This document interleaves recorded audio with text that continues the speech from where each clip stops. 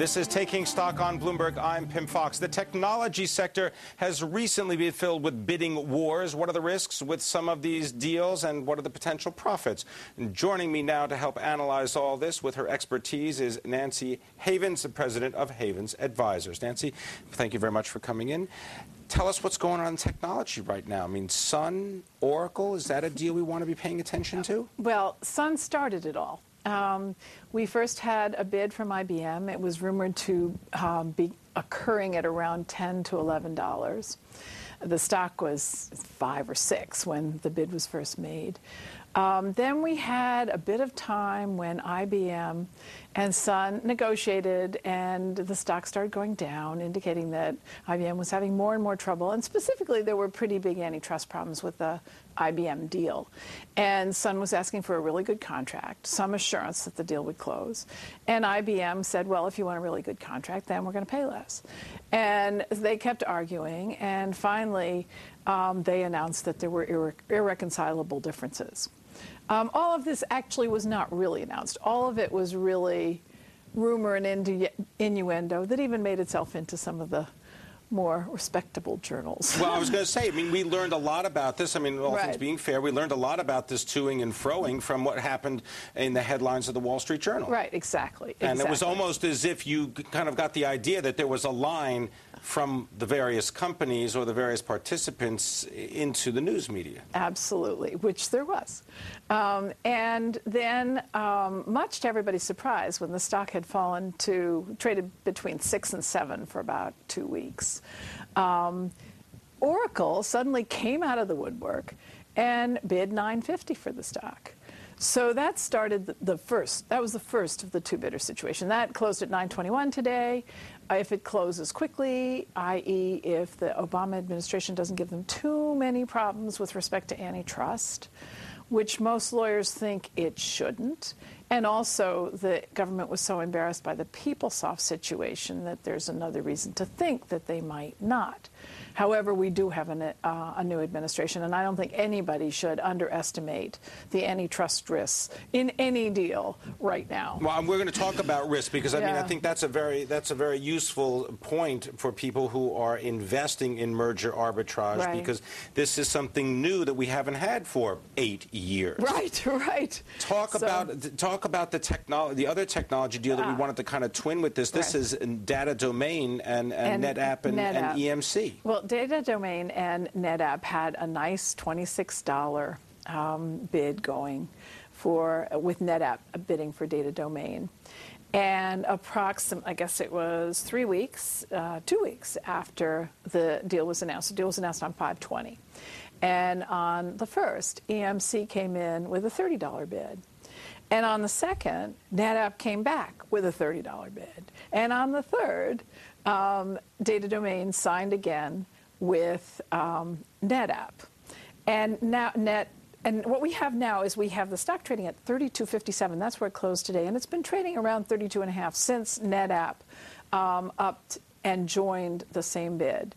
They are looking now at the EMC bid to determine whether it's superior. And since they're both the same level, and one is stock and one is cash and stock, they can sort of make any decision they want, the board of directors, that is. So what we expect is AMC has already started its tender, so we expect them to ultimately increase their bid. The stock is certainly saying that because it's trading at almost an 8% premium. All right, we're going to continue the conversation, find out exactly how perhaps to position yourself if you want to take advantage of some of these mergers in the technology sector. We'll also talk about the risk of these merger plays. You were listening to Nancy Havens tell you about the government's role. We'll find out how the market's role is. This is Taking Stock on Bloomberg. This is Taking Stock on Bloomberg. I'm Pim Fox. If you've been joining us, we're talking about mergers and acquisitions. M&A expert Nancy Havens of Havens Advisors. Nancy, let's continue to talk about sort of how to actually profit from some of these situations and the potential for takeover. So let's just stick, for example, EMC wants to buy Data Domain. NetApp wants to buy Data Domain. What do you do?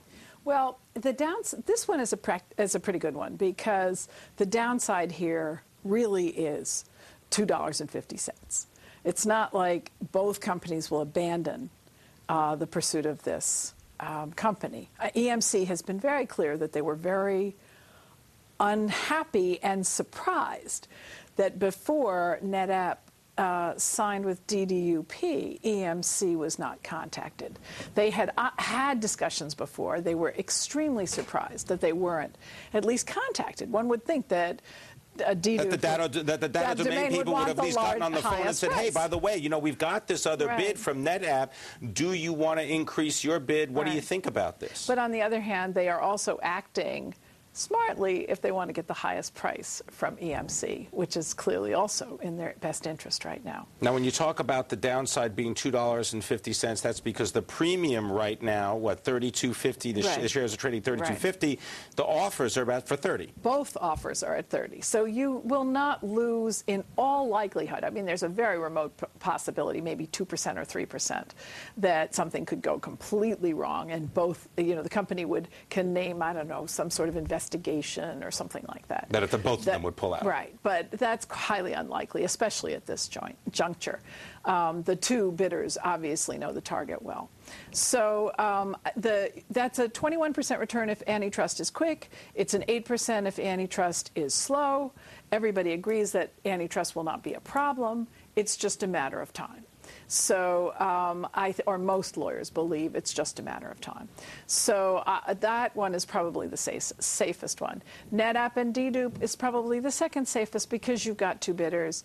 It's a very attractive target. They do. They basically scrunch data on disks. So they make users. They enable users to have buy less equipment. So that's a very, very sexy area, especially right now when people are trying to keep their IT budgets under control. And for EMC, I mean, this goes to the very heart of their whole storage business. Right. So that's a very good one. You're taking a lot more risk in something like an Emulex Broadcom, where you have one bidder, and in that case, it's trading at a 14% premium. It closed at $10.56, and the bid is at $9.25. And Broadcom has been saying, there are other targets that we can go after if we really want to. So that's a more risky one. What's the Emulex board, though, saying? Well, the Emulex board is saying that it's not enough, that they're undervaluing the company. And I think most analysts do believe that $9.25 is too low a price, that they should be able to get at least 11. And maybe, there are people who are saying you should be able to get 14 or 15 for this company. So it really depends on whether there are other bidders and how much Broadcom really wants this. Then the final one, Win Technology and Intel. That's a really interesting one. Win does embedded operating systems for anything but PCs. So they do things like ICDs, implantable cardiac defibrillators, and things like that. And Intel is trying to diversify out of just PCs, out of its complete dependence on PCs. This, too, is trading at a premium. Just a little premium. All premiums. 1.7%. And there are no real other bidders. So why would it be trading at a premium in your mind? Because we've had two bidding wars. Because everything else is trading at a premium. Right, exactly. We've had two bidding wars. The prices that the stocks are right now for everyone are still relatively low on a historic basis.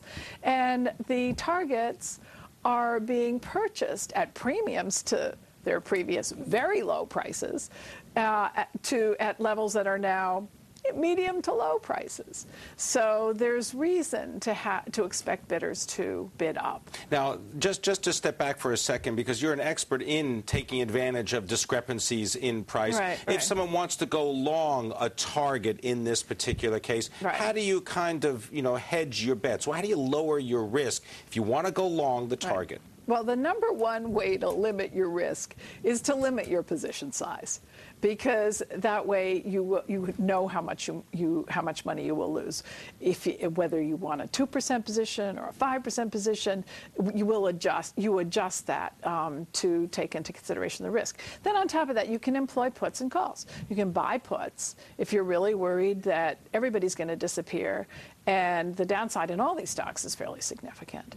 And you can also sell calls. And the premiums are quite large right now. So selling calls are interesting, but you have to look at each situation individually. All right. Well, we're going to have to pay attention to what happens to all these deals, and we know we can rely on you. Thank you very much, Nancy Havens, coming to us from Havens Advisors, sharing with us your M&A expertise.